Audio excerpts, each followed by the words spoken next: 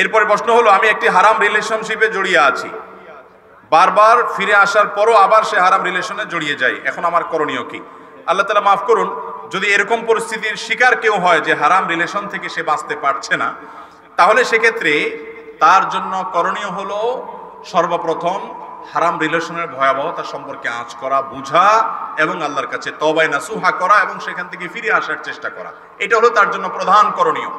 এর পাশাপাশি একজন পুরুষ, তিনি যদি কোনো যুবক যদি এরকম সম্পর্কে জড়িয়ে যান, তাহলে সে সম্পর্ক থেকে বেরিয়ে আসার জন্য হিম্মত দরকার, সৎসাহস দরকার, আল্লাহর কাছে এর জন্য সাহায্য চাওয়া দরকার এবং নেককারদের সোহবত যাওয়া দরকার। কারণ হারাম সম্পর্ক দ্বারা কখনো আরাম হয় না।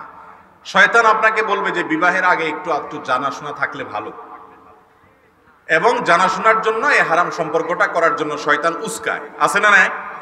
তো আমি একটু আগে যে কথাটা বললাম, আমাদের বাপ চাচারা কি বিয়ের আগে এরকম কোন হারাম সম্পর্ক করেছেন? 99% মানুষই তখন এগুলা করতো না। তাদের দাম্পত্য জীবন আমাদের চাইতে ভালো আছে, সুখে আছে। আমরা এতটা সুখী এখনো? বোঝা গেল হারাম রিলেশন করে তথাকথিত বোঝাপড়া করে কখনো দাম্পত্য জীবনে শান্তি আসতে পারে না। বিধায় এখান থেকে বেঁচে থাকতে হবে। এরপরে প্রশ্ন হলো, প্রেম করে বিয়ে করা জায়েজ আছে কিনা? দেখুন, প্রেম করে বিয়ে করা, আমরা অনেকে মনে করি যে আমার তো উদ্দেশ্য খারাপ নাই।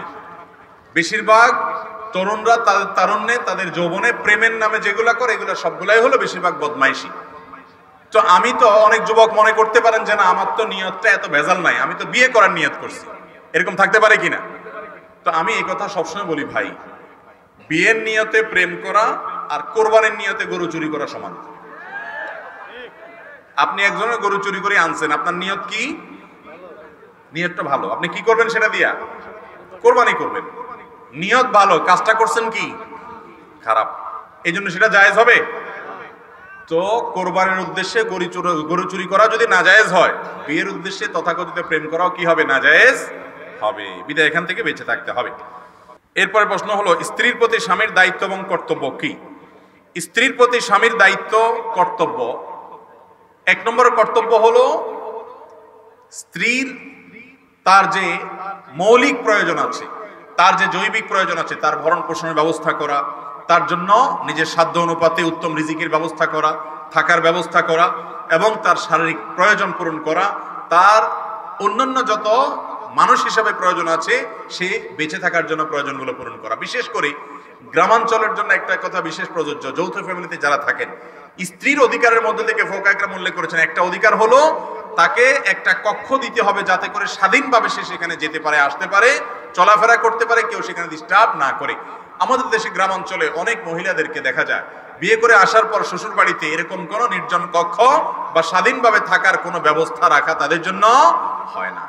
এটা কিন্তু তাদের অধিকার খর্ব করার শামিল।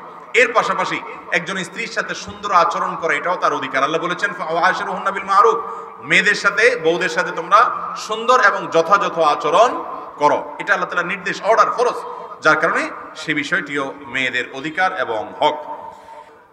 কোন রোগের জন্য কোরআন দিয়ে তাবিজ বানিয়ে শরীরে রাখা জায়েজ আছে কিনা? কোন রোগের জন্য শরীরে তাবিজ কোরআনে কারীমের আয়াত দিয়ে রাখা জায়েজ আছে কিনা? এর উত্তর হলো, আমাদের প্রিয় নবী সাল্লাল্লাহু আলাইহি ওয়াসাল্লাম তিনি সবসময় আমাদেরকে আমাদের জন্য কল্যাণকর সকল বিষয়ের সিদ্ধান্ত দিয়ে গেছেন এবং সবগুলো বলে গেছেন যে কোথায় কল্যাণ আছে, কোথায় কল্যাণ নাই। এখন অসুস্থ হলে কোরআনে কারীমকে দিয়ে শেফা হিসাবে গ্রহণ করার সিস্টেমও তিনি শিখাইছেন। সেটা কি? ঝাড়ফুঁক। আপনি কোনো পানিতে, কোনো তেলে কোনো কিছু পড়ে এরপরে আপনি সেখানে ফু দিলেন, এই সিস্টেমটা আল্লাহ রাব্বুল আলামিন আমাদেরকে শিখাইছেন না শিখান নাই? এই যে বিধানটা আল্লাহ তাআলা দিয়েছেন, সেই বিধানটা আমরা অনেকে ভুল বুঝি, অনেকে এটা মানতে পারি না, অনেকে সেক্ষেত্রে আমরা বড় ধরনের রং করে ফেলি। এটা আমাদের করা যাবে না, বিধায় আমাদেরকে বেঁচে থাকতে হবে। আচ্ছা যাক, তো কোরআনে কারীমের তেলাওয়াত করে পানিতে বা তেলে ফু দিবেন, ফু দিয়ে সেটা ব্যবহার করবেন, এটা হলো সুন্নাত। এটা হলো কি? সুন্নাত। এই সুন্নাতটা আমরা অনেকে ভুল করি, এই সুন্নাতটা অনেকে আমরা মানি না, যার কারণে ভুল হয়। তাবিজ লেখা, এটা অনেক উলামায়ে কেরাম জায়েজ বলেছেন তখন যদি সেটা কোরআনে কারীমের আয়াত দিয়ে হয়। এবং সেটা বাচ্চারা যারা পড়তে পারে না তারা ব্যবহার করবে। কিন্তু নবী করিম সাল্লাল্লাহু আলাইহি ওয়াসাল্লাম কখনো তাবিজ দেন নাই, ব্যবহার করেন নাই। তিনি ঝাড়ফুঁক করেছেন, ঝাড়ফুঁকের শিক্ষা দিয়েছেন।